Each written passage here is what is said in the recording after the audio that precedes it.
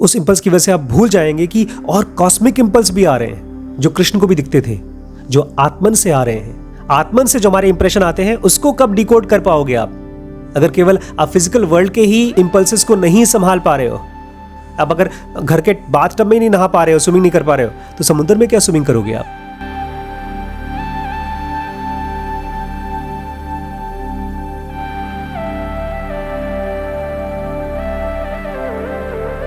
नमस्कार दोस्तों, स्वागत है आपका ज़ेन योगा चैलेंज 2022 में। हम लोग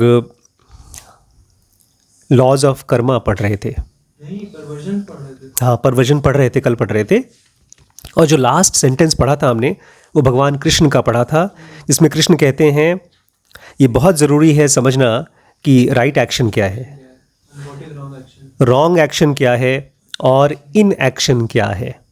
राइट एक्शन क्या है, रॉन्ग एक्शन क्या है और इन एक्शन क्या है। और ज़ेन योगा में हम ये भी कल पढ़ रहे थे कि ज़ेन योगा है क्या या योग क्या है। और हम लास्ट में ये भी पढ़ रहे थे कि कैसे हमारा माइंड परवर्टेड हो जाता है। कृष्ण ये कह रहे हैं कि हम सब के सब ब्रह्म हैं, हम ब्रह्मास्मि। लेकिन ब्रह्म तब होंगे जब हमारा शरीर इस लायक हो जाए कि वो ब्रह्म को रिफ्लेक्ट कर सके।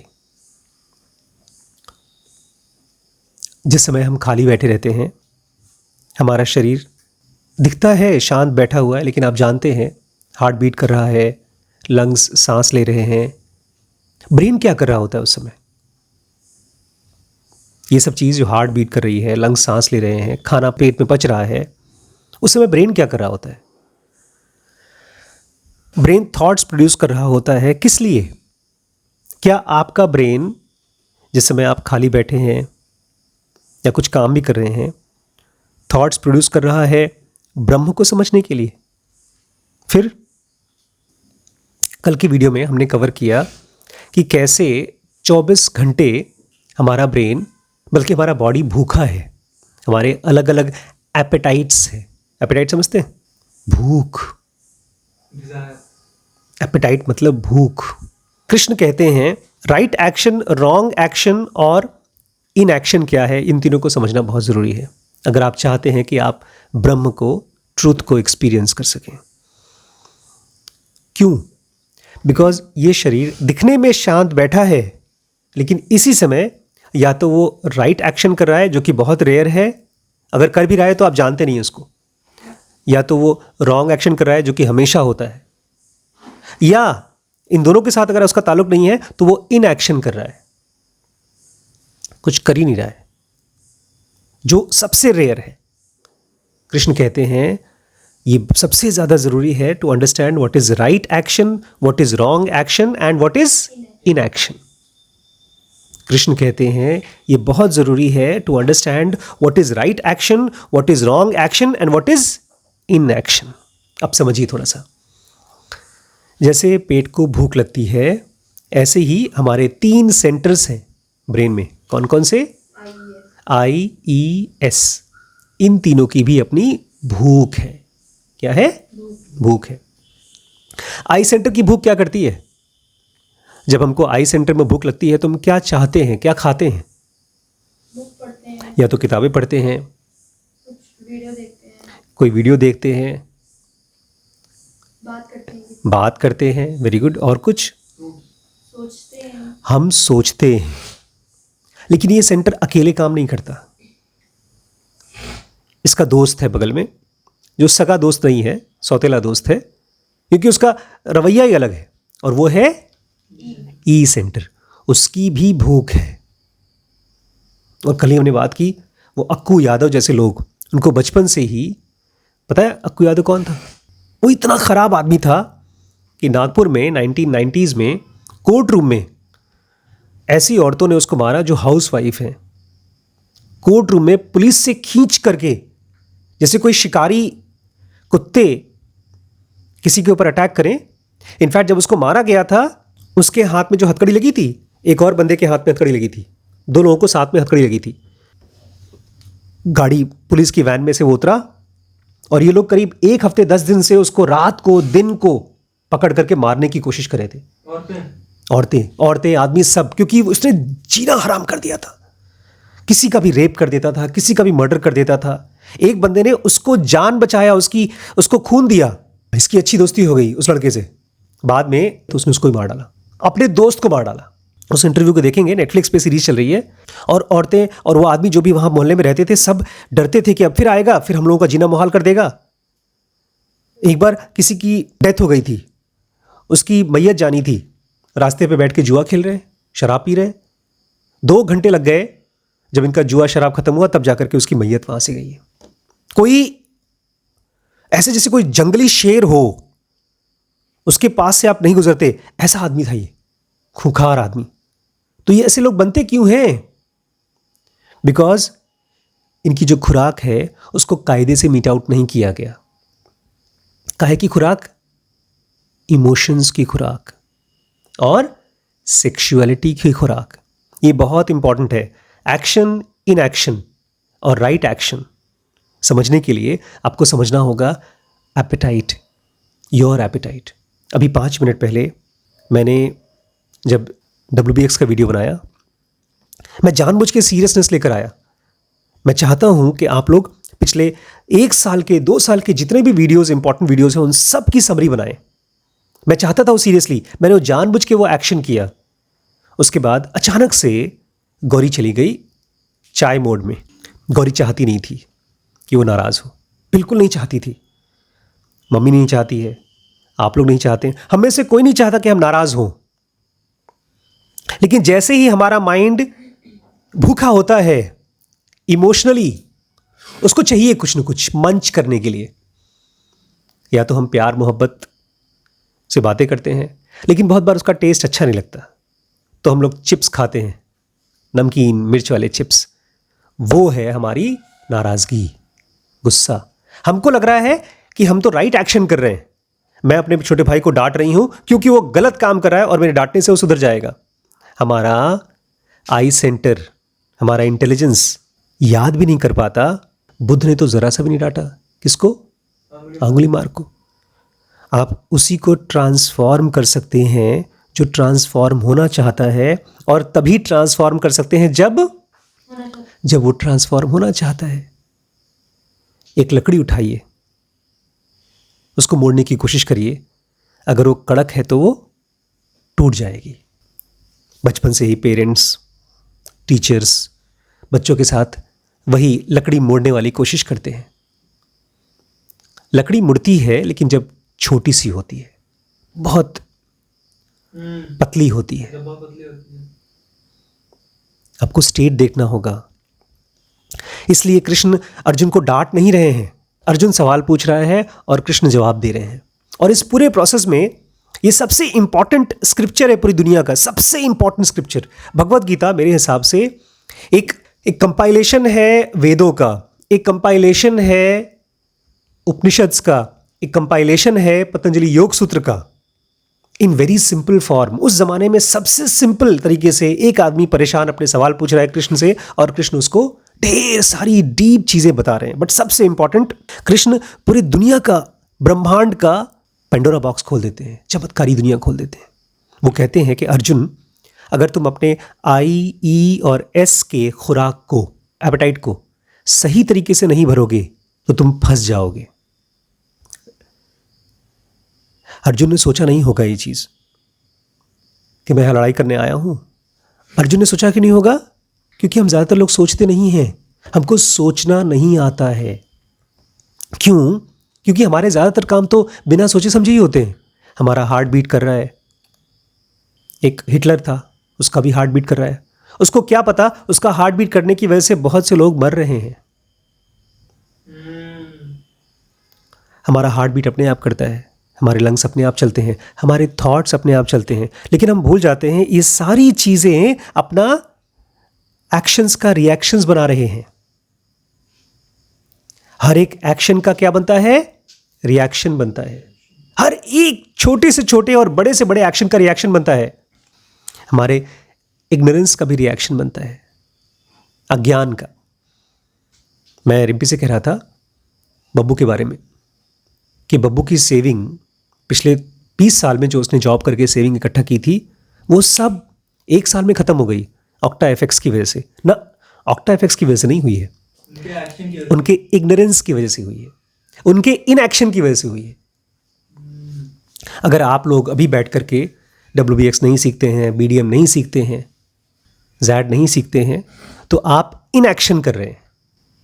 एक बीमार आदमी अगर दवा नहीं लेता है तो वो इनएक्शन कर रहा है, रॉन्ग एक्शन कर रहा है।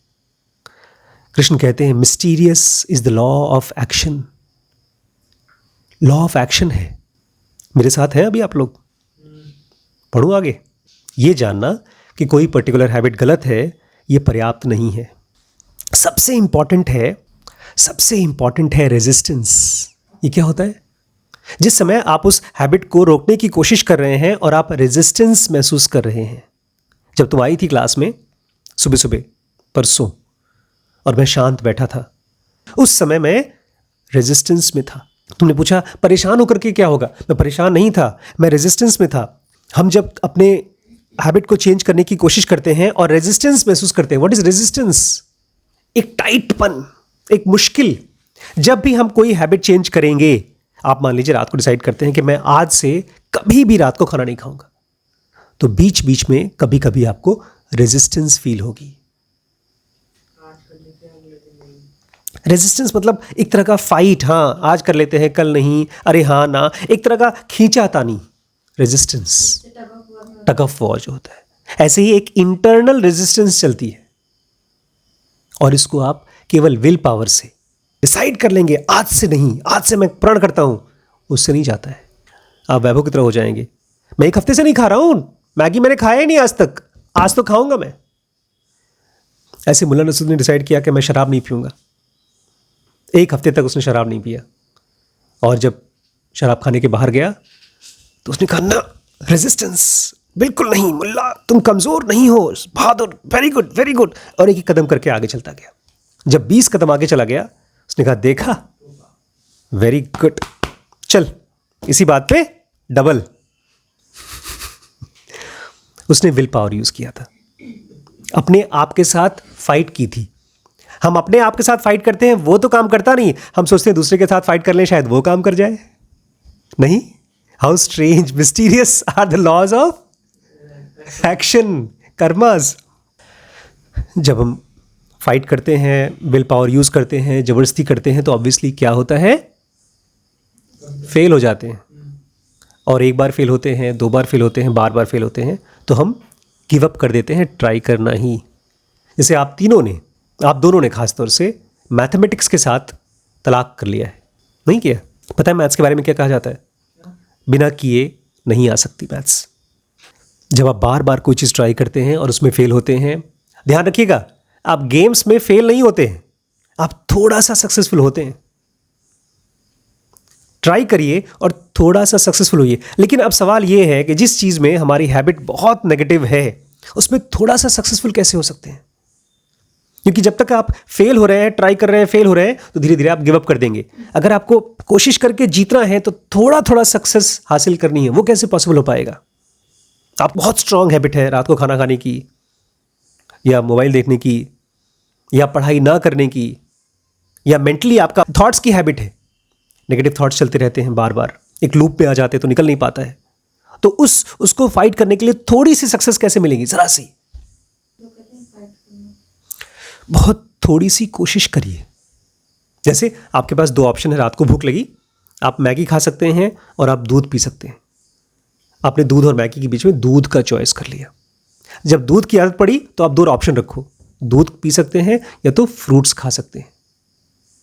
धीरे धीरे, थोड़े थोड़े, छोटे छोटे। अगर आपको मैगी भी खानी है तो आप ये करो कि आप 1 मैगी खा सकते हो, आधी मैगी खा सकते हो। जब आधी की आदत पड़ गई तो आधी खा सकते हो, 1/4 खा सकते हो। You have to make your steps smaller. ऐसा स्टेप होना चाहिए कि आप आराम से, देखिए सीढ़ियां हैं, हम लोग गए थे खजुराहो, उसकी एक एक सीढ़ी हमारे 2-2 सीढ़ी के बराबर थी। मम्मी डर भी रही थी और सचमुच में खतरनाक था, पैर फिसल गया तो चोट लग जाएगी। देखिए इसी सीढ़ी पे आप गिर गई थी। अगर सीढ़ियाँ छोटी छोटी हों तो आप बच्चा भी उसको चढ़ सकता है। आपको याद रखना होगा, हैबिट को बदलने वाली सीढ़ियों को छोटी छोटी करनी होगी। एक और बड़ी इंपॉर्टेंट चीज़ कृष्ण कहते हैं ज़ेनोगा के थ्रू, जब भी हम किसी एपेटाइट को पूरा करते हैं, जब भी हम अपनी भूख को शांत करते हैं, तो उसमें कुछ करेक्टिव मेथड्स अप्लाई करते हैं। जब खाना खाते हैं तो है तो बड़ी सिंपल सी बात, लेकिन हम आराम से ओवरलुक कर जाते हैं अगर हम योगी नहीं हैं। ज़ेन योग को अगर मैं एक सिंपल भाषा में कहूँ, it is right way of living, right way of eating, eating your food, eating your emotions, eating your thoughts और eating your sexuality. Wait. अगर इसको मैं और थोड़ा इम्प्रोवाइज कर दूं तो ज़ेन योगा इज, रुको मेरे को एक बार बताओ फिर से, 8 स्टेप्स कौन कौन से हैं योग के, अष्टांग योग के? यम, नियम, आसन, प्राणायाम, प्रत्याहार, धारणा, ध्यान, समाधि। ये 8 स्टेप्स बेसिकली बाहर से जो इम्पल्स आ रहे हैं और हमको या तो सेटिस्फाई कर रहे हैं या तो इरिटेट कर रहे हैं, उसको रेगुलेट करने की कोशिश है। ये 8 स्टेप्स बेसिकली प्राणायाम है, प्राण आयाम है। प्राण इज 24 घंटे हम ले रहे हैं प्राण, 24 घंटे हम बाहर से इम्पल्स ले रहे हैं, आंखों के थ्रू, भोजन के थ्रू, आवाज़ के थ्रू, स्किन के थ्रू, ये प्राण आ रहा है। और अगर उसको आप आयाम नहीं करेंगे, रेगुलेटेड तरीके से नहीं लेंगे, तो वो आंधी की तरह आएगा, सुनामी की तरह आएगा, या चिलचिलाती गर्मी की तरह आएगा। बहुत बार गर्मियों में ऐसा होता है, सरासी हवा नहीं चलती, पानी के लिए तरस जाते हैं, जानवर मर जाते हैं, हवा चलती है तो बहुत गर्म हवा, और कभी कभी तो लू चलती है। हमारी बॉडी में भी जब इंपल्स बाहर से आते हैं तो अपनी मर्जी से आते हैं, या हमारे सेंटर की इंटेंसिटी की वजह से आते हैं। कोई आदमी बहुत परेशान है तो ढेर सारा इंपल्स ले लेगा, उसको शराब पीने का मन है तो शराब पिएगा ढेर सारा। वो शराब नहीं पी रहा है, वो बाहर से इंपल्स को ले रहा है, लेकिन वो इंपल्स को अनरेगुलेटेड तरीके से ले रहा है। ज़ेन योगा क्या है? रेगुलेशन ऑफ योर प्राणा।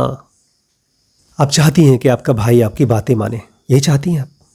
क्या आप चाहती हैं कि आपका भाई चाय बनाए? आप ये चाहती हैं? आप नहीं, आप ये सब नहीं चाहती। आप ये चाहती हैं कि आपको गुस्सा ना आए, या आप ये चाहती हैं आपको कोई गुस्सा ना करे। पता है कब होगा? ये तब होगा जब आप ये सवाल पूछेंगी, what is action, what is inaction, what is right action and what is wrong action. क्योंकि जब भी आप कुछ बोल रही हैं, कुछ खा रही हैं, कुछ सोच रही हैं, can you actually regulate your thoughts? Can you do it? क्योंकि ब्रह्म बनने के लिए आपको थॉट्स का ही सहारा चाहिए होगा, थॉट्स और इमोशंस का, बिकॉज इसी में हम हैं। अर्जुन से कृष्ण कहते हैं, अर्जुन, हर आदमी का अपना खुद का स्वभाव के थ्रू ही वो भगवान को जान सकता है, उसके स्वभाव, उसके अपने खुद के भाव से। Can you regulate your thoughts? कोई थॉट आया, जैसे आपके मन में थॉट आया कि बड़े बाबा आप समझते नहीं हैं, कैन यू रेगुलेट इट? क्या हम अपने थॉट्स की आंधी को रोक सकते हैं? क्या जबरदस्ती रोक सकते हैं उसको? कोई तरीका है? उसी तरीके का नाम है ज़ेन योगा। लेकिन उसके लिए सबसे पहले आपको सवाल पूछना पड़ेगा कि मैं कौन हूं। क्योंकि अगर आपने ये मान लिया कि मैं एक इंसान हूं और जो भी मैं समझता हूं, सोचता हूं, सब सही समझता सोचता हूं, तो फिर आप कुछ नहीं कर सकते। आपको ये पूछना पड़ेगा, मैं कौन हूं? क्यों बाहर से इंपल्स मेरे अंदर आ रहा है? क्यों? क्या जरूरत है इंपल्स आने की? और मैं क्यों इमोशंस में डूब जाता हूं? मैं क्यों सही तरीके से दुनिया को समझ नहीं पाता हूं? जो थॉट्स मैं नहीं चाहता वो थॉट्स क्यों आ रहे हैं? इस तरह के ढेर सारे सवाल पूछने पड़ेंगे। बट बेसिकली ये सवाल क्या है? हु एम आई? मैं कौन हूं? ज़ेनोगा कहती है, दुनिया में ढेर सारे पेड़ पौधे हैं, हर पेड़ का अपना बीज होता है। दुनिया में सबसे यूनिक बीज, सबसे पावरफुल बीज कौन सा है? इंसान खुद, हम ही वो सीड हैं। अगर आप ये कहते हैं कि मैं तो कंप्लीट हूं, I am a human being, I am an adult और intelligent being who knows good enough things, तो फिर आप भूल गए। You are not a complete entity. ज़रूगा कहती है आदमी जो क्रिएट हुआ है वो फिनिश्ड प्रोडक्ट की तरह नहीं बना हुआ है। ऐसा नहीं है कि एक मशीन में डाला और एक स्टैचू निकलकर बाहर आ गया और वो मैन है। इंसान वो नहीं है। उसको बहुत रिच पोटेंशियल्स के लिए बनाया गया है।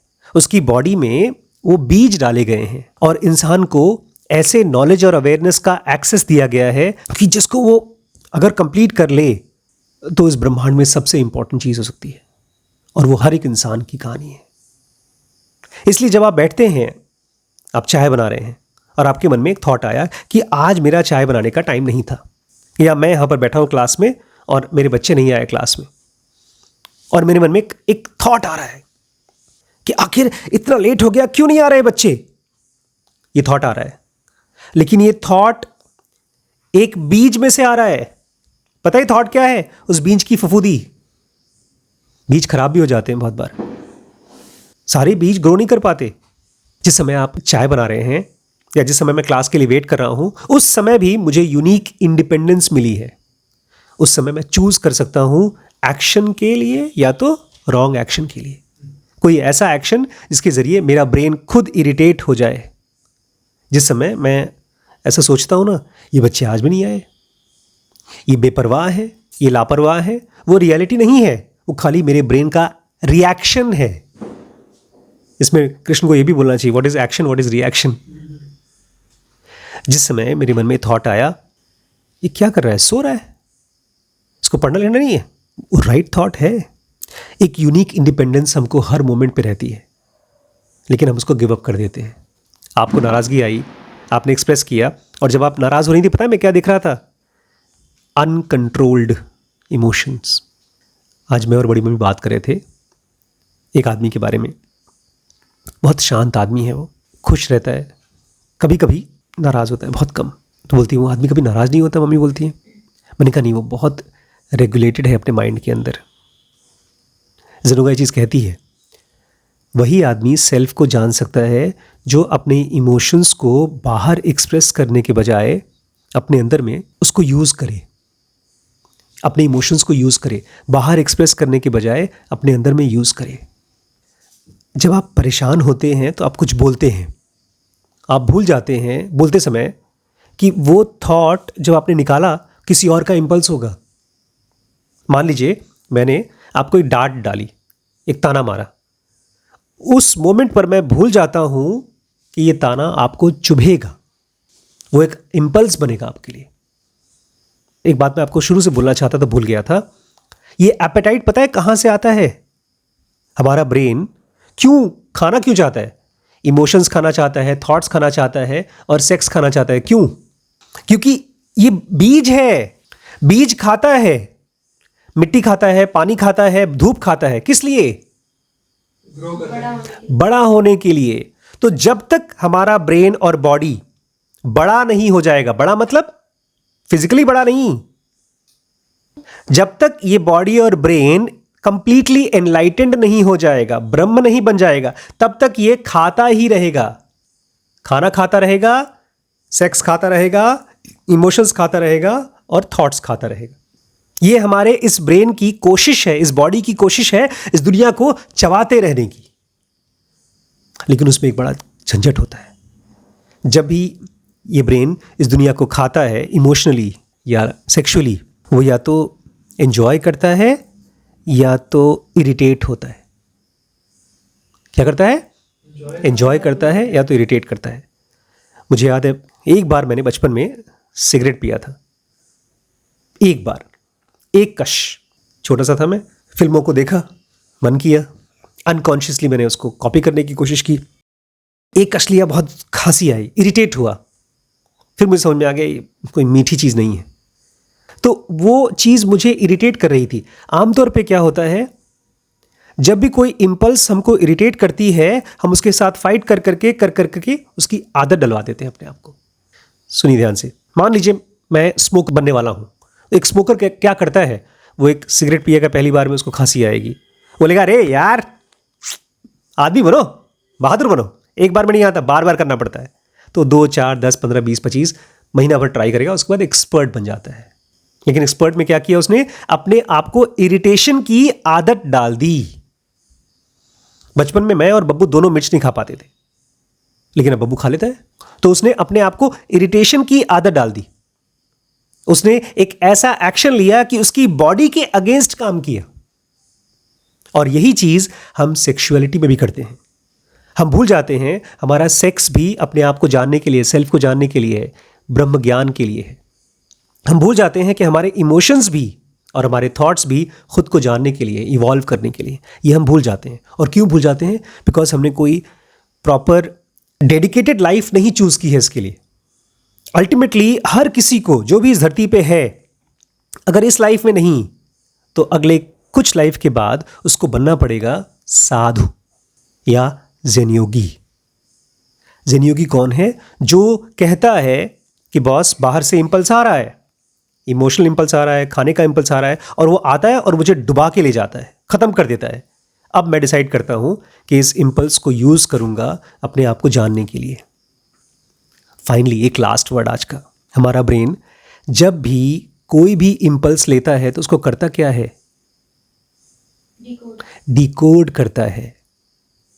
और डिकोड करके या तो वो थॉट बनाएगा या तो क्लैरिटी बनाएगा।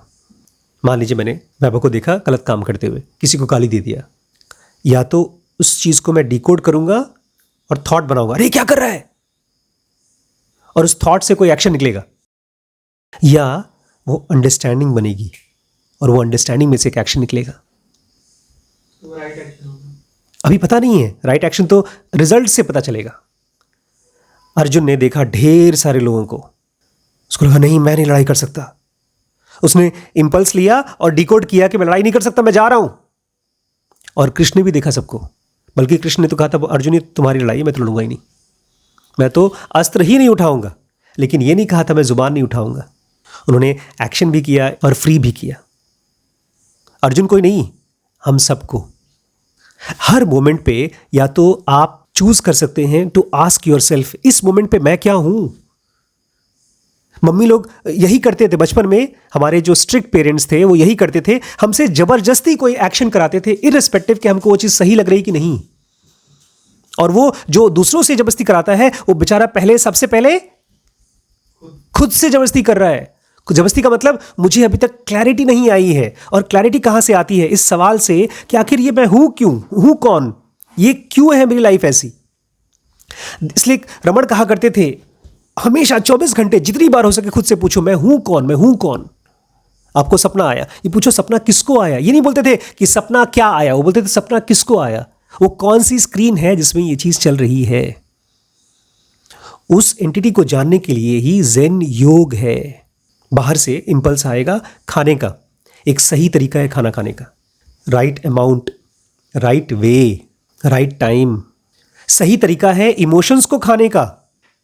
खाने का मतलब सोचने का, महसूस करने का। आप जब दो लोग बातें करते हैं तो गलत तरीका है कि मैं आपको चिल्ला के चीख के बोलूं, चाहे कितना भी नजदीक हो।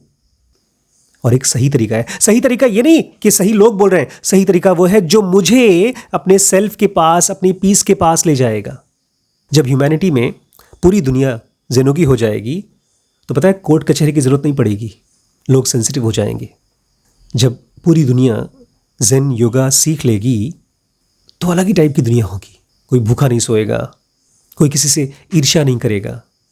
राइट एक्शन वो एक्शन है जो हर मोमेंट पर आपको थोड़ा सा ही सही बट फ्री कर सके, क्लैरिटी ला सके। इसलिए आज जो WBS में पढ़ा था मुझे क्लैरिटी मिली उससे कि आप जब कोई प्रोडक्ट बनाते हैं तो उसका 3 जनरेशन्स होती हैं। एक ऐसी चीज जो मैं एप्पल कंपनी के अंदर घुस करके देख करके आ गया, टेस्ला में देख करके आ गया। राइट एक्शन आपको हमेशा फ्री करता है, रॉन्ग एक्शन हमेशा कंफ्यूज छोड़ता है। लेकिन राइट एक्शन, रॉन्ग एक्शन को समझने के लिए you have to take corrective methods. Corrective methods है 3 स्टेप ब्रीदिंग, करेक्टिव मेथड है every day giving yourself some zen yoga. खाना खाने का अमाउंट बहुत ज़्यादा नहीं करना है। करेक्टिव मेथड्स है, अभी बहुत कुछ सीखना है करेक्टिव मेथड्स में, बिकॉज बाहर से इंपल्स आ रहा है, आंधी की तरह आ रहा है और बढ़ता ही जाएगा इंपल्स। उस इंपल्स की वजह से आप भूल जाएंगे कि और कॉस्मिक इंपल्स भी आ रहे हैं जो कृष्ण को भी दिखते थे, जो आत्मन से आ रहे हैं। वही तो हम ज़ैड में पढ़ रहे थे, सब्जेक्टिव इंप्रेशन। आत्मन से जो हमारे इंप्रेशन आते हैं उसको कब डिकोड कर पाओगे आप? अगर केवल आप फिजिकल वर्ल्ड के ही इम्पल्सेस को नहीं संभाल पा रहे हो, आप अगर घर के बाथटब में नहीं नहा पा रहे हो, स्विमिंग नहीं कर पा रहे हो, तो समुद्र में क्या स्विमिंग करोगे आप? इसीलिए आपको छोटी छोटी चीज़ें ज़िंदगी में सीखनी पड़ेंगी। इस चैप्टर का नाम है breathing and its relationship to consciousness and life. सांस की इंपॉर्टेंस के बारे में बात की जा रही है। 24 घंटे की 3 स्टेप ब्रीदिंग सीखनी होगी। हम तो भूल जाते हैं कि हम सांस भी ले रहे हैं। हम सांस भी ले रहे हैं कि नहीं। हम भूल जाते हैं कि ये खाना हमारे को इरिटेट करने के लिए, इंडल्ज करने के लिए नहीं खा रहे हैं, हम एनलाइटन होने के लिए खा रहे हैं। हम भूल जाते हैं कि जो आप वीडियो बना रहे हैं या जो आप चाय बना रही हैं वो अपने आप को फ्री करने के लिए है। हम भूल जाते हैं, इसलिए हम एक्शन में पड़ जाते हैं। ये सही एक्शन होना चाहिए, भले गलत मीन्स से। यही तो पूरी दुनिया कर रही है। हिंदू बोलता है कि सबको हिंदू बन जाना चाहिए, मुस्लिम बोलता है सबको कुरान पढ़ना चाहिए मार मार के। आपका तरीका थोड़ा सॉफ्ट है, बाकियों का तरीका थोड़ा हार्श है। Right action is something that frees you, gives you clarity. तो दोस्तों, आप भी एक राइट एक्शन करिए। इस चैनल को सब्सक्राइब कर लीजिए अगर आप पहली बार आए हैं, और अगर आप इस पूरी नॉलेज को, ज़ेनोगा बेसिक और एडवांस कोर्स को सीखना चाहते हैं तो ये नंबर है, इस पर व्हाट्सएप कर लीजिए। इसके अलावा हमारे एक और चैनल है डीप नॉलेज 2, तो उसको भी आप सब्सक्राइब कर सकते हैं। उसका नाम मैं ठीक कर दूंगा, अभी सोच रहा हूँ उसका क्या नाम रखूँ मैं। और हम लोग बहुत जल्दी बैंगलोर में और बॉम्बे में लाइव सेशन करने वाले हैं। तो अगर आप बैंगलोर और बॉम्बे आकर के हमारा लाइव सेशन अटेंड करना चाहते हैं तो इस नंबर पे व्हाट्सएप करिए और लिखिए I want to attend live Bangalore या लाइव बॉम्बे। आप मुझे मैसेज करिए लाइव बॉम्बे, लाइव बैंगलोर। तो जब मुझे काफ़ी लोग इंटरेस्टेड दिखाई देंगे तब मैं आपको डेट अनाउंस करूँगा और जगह अनाउंस करूँगा, बॉम्बे का और बैंगलोर का। अगर आप चाहते हैं ज़ेनो विलेज सिटी बने और आप वहाँ रहना चाहते हैं हमारे साथ, तो भी हमें सपोर्ट करिए, डोनेट करिए।